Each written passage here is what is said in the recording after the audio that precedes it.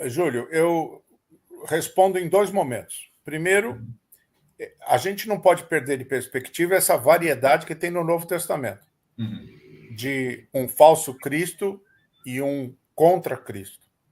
Ao mesmo tempo, essa diversidade de singularidade, pluralidade, ou então o espírito do anticristo, como qualquer atitude ou inclinação contra Cristo que existe até mesmo dentro de cada um de nós.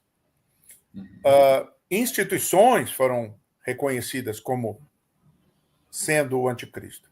Os reformadores, por exemplo, o Carlos já citou, na origem do protestantismo, a maioria absoluta dos reformadores,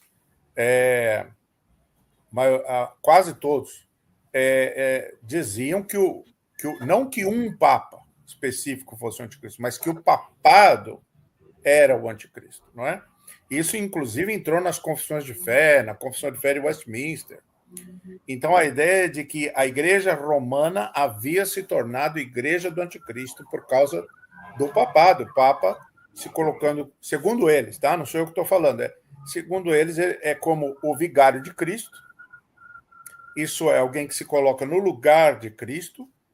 E a Igreja Católica, de acordo com muitos protestantes, se apresentava como mediadora da salvação. Então, isso seria colocar no lugar de Cristo o que não pode estar, né? Só que isso também pode ser dito de muitos pastores evangélicos, né? Igrejas evangélicas. Todas as vezes que você coloca a si mesmo, um pastor coloca a si mesmo, uma denominação, uma igreja se coloca no lugar de Cristo como intermediária da salvação, isso é o que a Bíblia chama de espírito do anticristo, eu acho. Essa é a minha opinião. Agora, quanto a falar de um futuro anticristo que vai surgir, eu acho que essa é uma especulação a ser questionada. Eu acho que não é por aí, sabe? A gente deveria pensar mais acerca da presença de falsos cristos, isso é, falsos ungidos, falsos intermediários nas igrejas, entre líderes religiosos, não para apedrejar ninguém, mas para que as pessoas não se deixem enganar, né? O Evangelho aponta para a graça de Deus pela confiança na obra de Deus oferecida a nós em Cristo, não é? Então, não podemos substituir Cristo por uma instituição, por uma religião organizada, não é? Tudo isso é o que a Bíblia chama de abominação da desolação, é quando a gente substitui Cristo por outra coisa. Então, a colocação dos reformadores não é errada.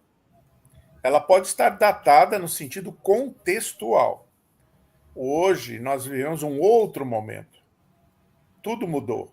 O protestantismo mudou, a Igreja Católica mudou. A gente não pode dizer que o papado ou a Igreja Católica é a Igreja do Anticristo, que o papado é o Anticristo. Na melhor das hipóteses, a gente pode dizer que é uma manifestação. Na melhor ou na pior, né? Sei lá. Então, não eu acho que brincar o jogo de colocar o rabo no anticristo é um erro. E a gente ficar também especulando sobre o surgimento de um futuro indivíduo que vai liderar o mundo contra os cristãos me preocupa. Como você já falou, vou concluir dizendo isso. Eu tenho também essa preocupação de uma imposição de cima para baixo do cristianismo por um líder político. Isso é errado, assim como você falou do sionismo, né? Mas isso não significa que a gente vai extirpar a política do pensamento cristão. Não é? Existem questões políticas que são importantes para nós que nos declaramos cristãos. A justiça social, etc. Mas Quando a gente identifica um político como o líder que vai estabelecer a lei cristã de cima para baixo, uma moral cristã de cima para baixo sobre todos, como se fosse uma sharia, né? Isso é preocupante. É a chamada teocracia, né? E eu concluo fazendo menção a Apocalipse 13. Apocalipse 13 você tem a besta que saiu do mar e a besta que saiu da terra, né? Aí o termo ali é Ethereum, são dois monstros. A tradução besta virou moda, mas poderia ser o monstro que saiu da terra e o monstro que saiu do mar. E isso é baseado se você me permite, a mitologia judaica, que tem a ver com Leviatã e Behemoth. São dois monstros que, no caso, um seria do mar, que é Leviatã, e o outro seria das montanhas. Né? A gente não tem uma descrição exata, se bem que no livro de Jó tem uma descrição, né? Mas, de qualquer forma, esses monstros se encontrariam e se uniriam para destruir o mundo. Inclusive, tem um livro, se não me engano, é o Quarto Esdras, livro apócrifo, que fala sobre esse encontro dos dois monstros. Então, em Apocalipse 13, você tem essa imagem, essa alegoria. E eu acho que faz sentido aqueles exegetas que veem aqui a união do poder religioso com o poder político. Quer dizer, não existe união mais perversa, não é, do que você ter líderes religiosos e líderes políticos se unindo em nome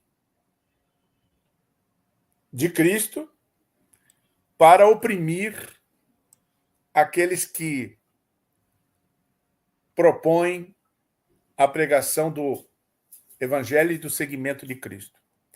Então, eu acho que aqui nós temos a figura do nacionalismo cristão, né?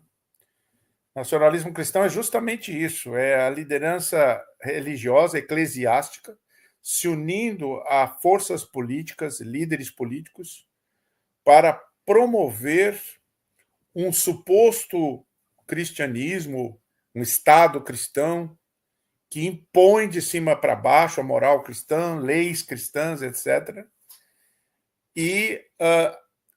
e acaba passando como um rolo compressor sobre a piedade das pessoas e aqueles que promovem o seguimento de Cristo, a transformação de vidas mais genuína, né? De baixo para cima, sem imposição, porque imposição não funciona, né? A pessoa obedece porque é lei, não porque está no coração.